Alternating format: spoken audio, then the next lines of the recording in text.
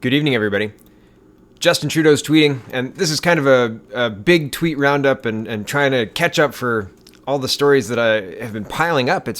Stuff's been happening. It's the weekend. All sorts of crazy stuff. Justin Trudeau's tweeting, Maxime Bernier's tweeting, Andrew Scheer's tweeting.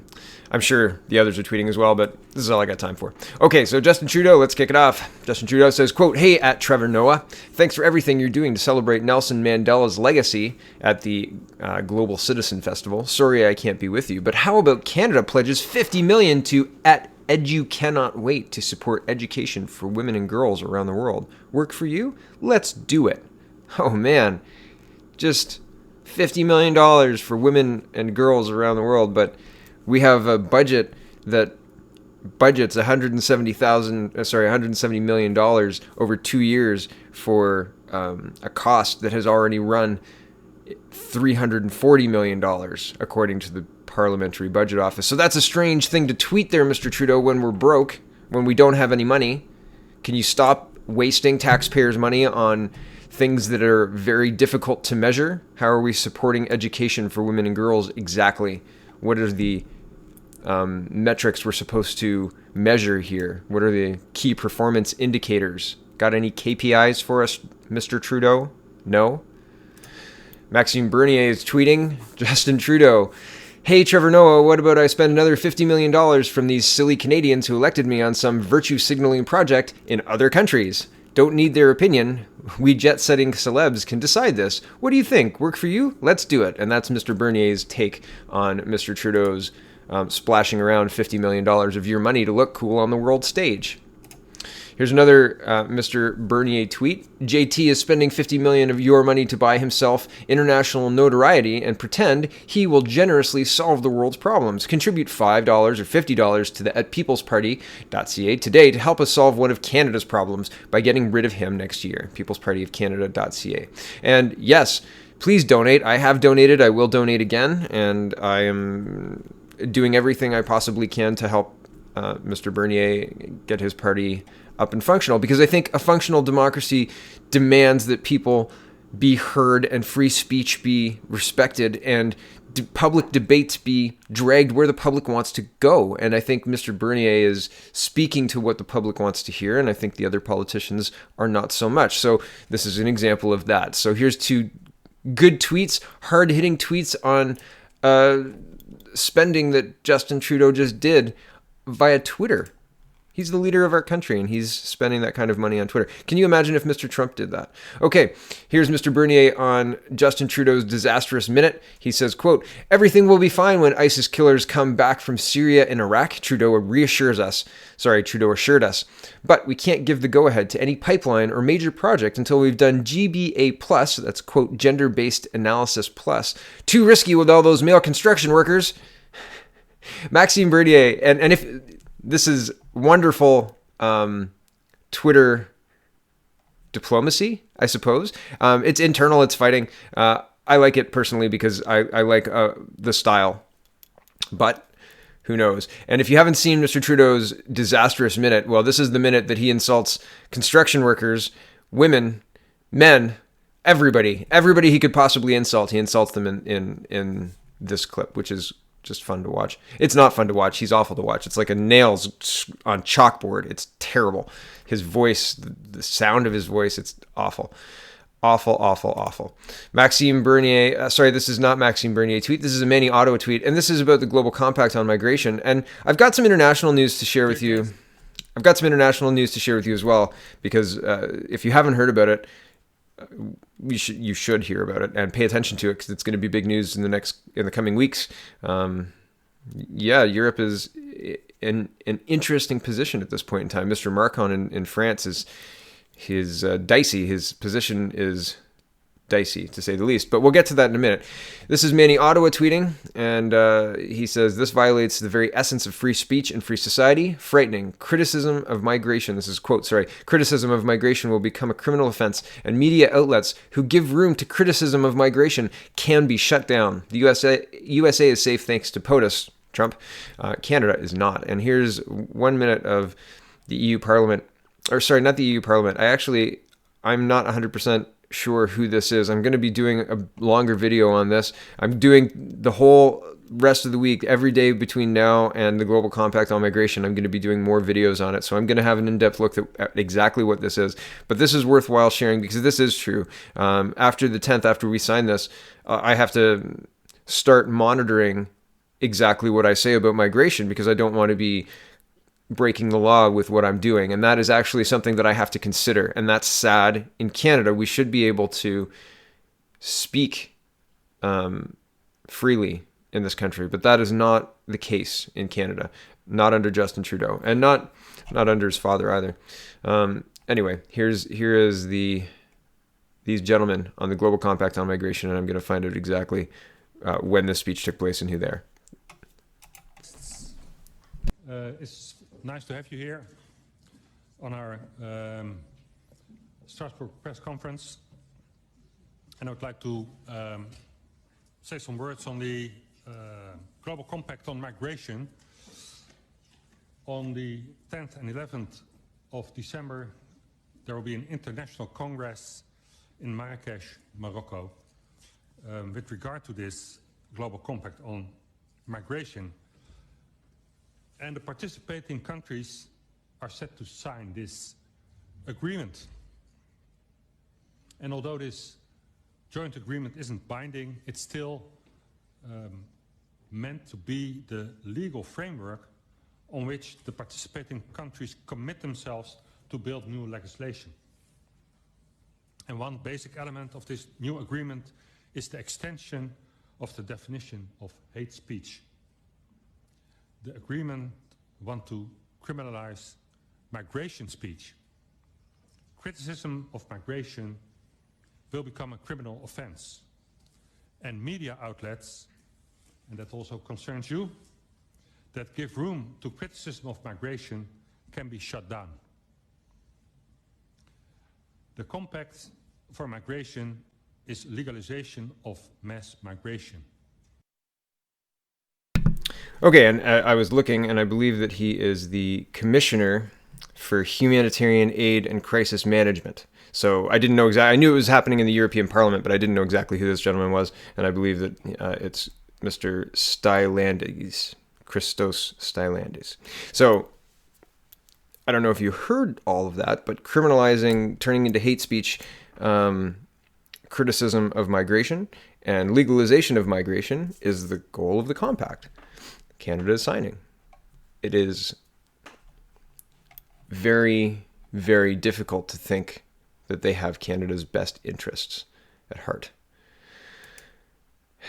Maxime Bernier is tweeting about the compact, and he's sharing a news article. It says, quote, "The compact stops just short of saying that every person from around the world has a right to live in Canada and become a Canadian citizen. 9 days left until we sign this, December 10th, 11th in Marrakesh." Is that what you want? Do we want to have anybody who wants to come to live in Canada just show up on our doorway? Where will they live?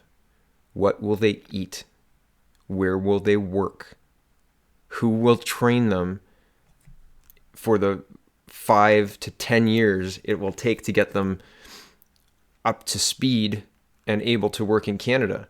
If they're bringing children, the cost of education increases the cost exponentially, 25%. And I've done another video talking about the cost of illegal border crossers in southern states, and 25% of the cost, which is not insignificant, it's a huge amount, a huge chunk, is the cost to educate. It's to educate children. It's insane.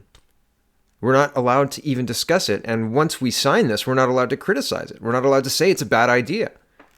It's a bad idea.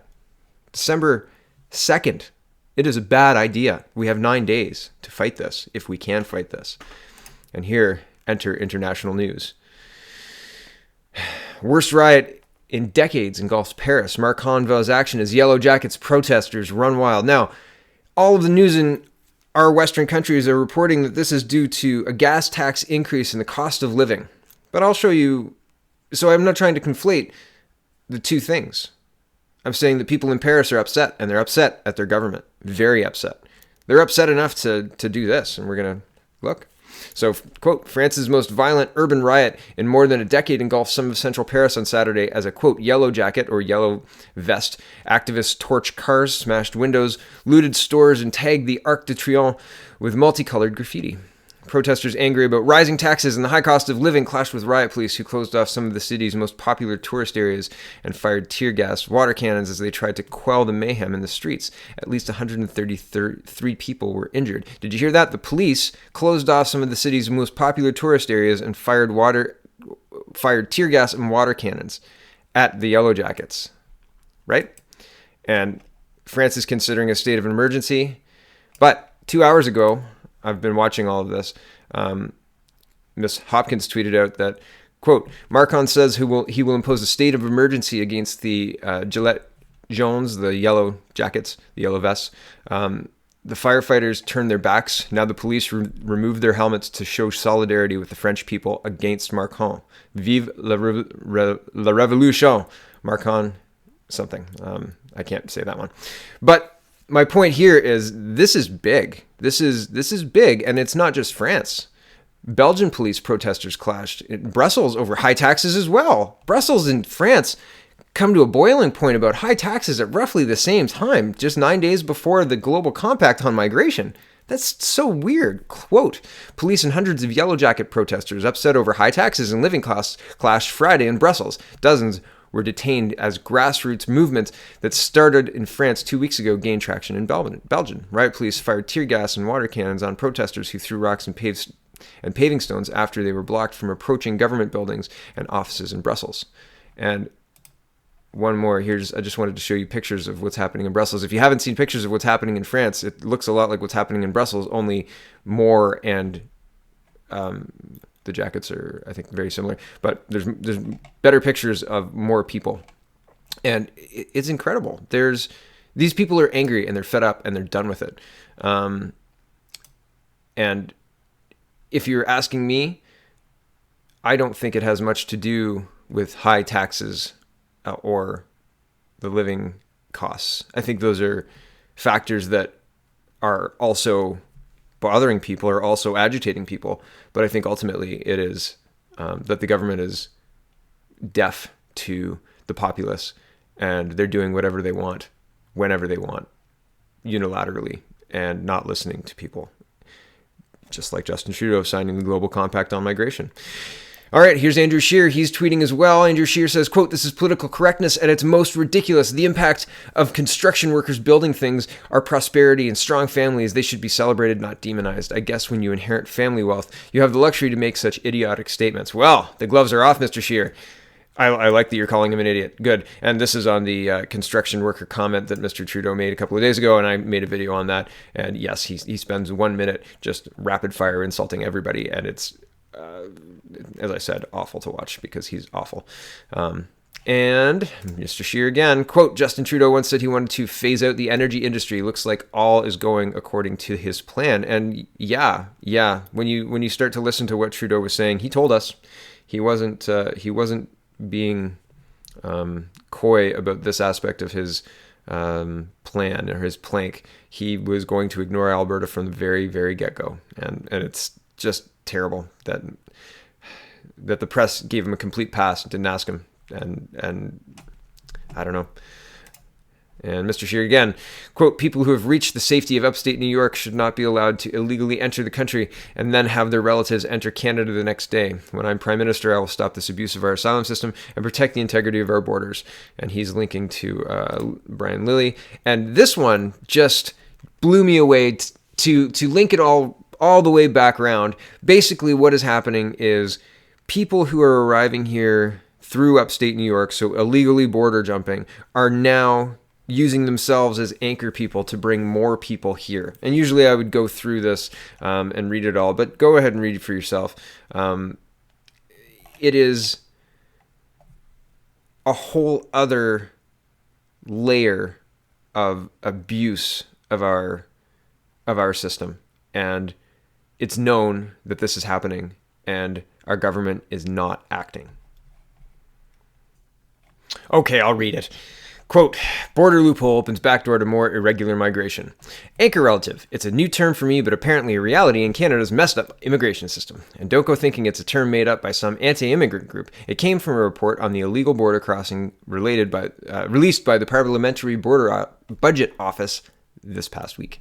And I'm going to skip down to the part where it talks about it. The CBSA can't provide the number of people using this loophole in the system to the Parliamentary Budget Officer, but magically, when questioned about it by media, Trudeau's Liberals have answers. A spokesman for the public safety claims that while in 2017 there was an average of 531 people per month coming to Canada using an exemption to the Safe Third Country Agreement, that number is down to an average of 318 per month in 2018, or 3,816 people. Oh, and by the way, while immigrants and refugees operating through normal channels can only help bring in direct family members such as parents, spouses, or children, this loophole has a broader definition to include cousins, aunts, and nephews, and so on. Don't worry, the Liberals keep telling us the system is working. Well, if this is the system working, then we need another system, which we might soon get. Canada is about to sign on to the United Nations Global Compact on Migration, an agreement that seeks to radically alter global migration. This agreement is filled with calls for national states to recognize the rights of migrants and others, and often blurs lines between economic migrants and refugees, which is something the Trudeau government is already doing and has been well documented. Many of the people crossing into Canada illegally are economic migrants. They fly from places like Nigeria into the United States and then head straight to the border and claim to be refugees. They got into the U.S. on a standard visitor's visa with no claim of persecution. Then they bring in their extended families through a loophole once they become the anchor relative. Yet to Trudeau, this is fine, this is normal, and under the new UN plan, it will be. Why no mention of the Global Compact on Migration, Mr. Scheer? You've got to say it. Like Voldemort, you've got to say his name. Say Global Compact on Migration. Say it. Say it. Maxime Bernier's saying it. Nobody else is. Say it. Global Compact on Migration. Okay? Global Compact on Migration. Say it. Everybody else, check out thepeoplespartyofcanada.ca to hopefully stop this. Do we need some yellow jacket protests ourselves? Do we need to start protesting the high taxes and high cost of living? Do we need to start saying to Mr. Trudeau, no further, this far and no further? Yes. Yes, we do. But first, check out peoplespartyofcanada.ca. Thanks for watching.